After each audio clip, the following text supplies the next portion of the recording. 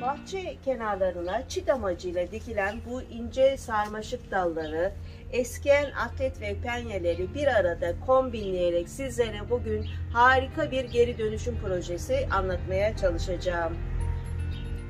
Bu arada İzmir Ödemiş'ten herkese merhabalar ve kanalıma hoş geldiniz. Ben emekli resim iş öğretmeni Hatice Taşkoyan.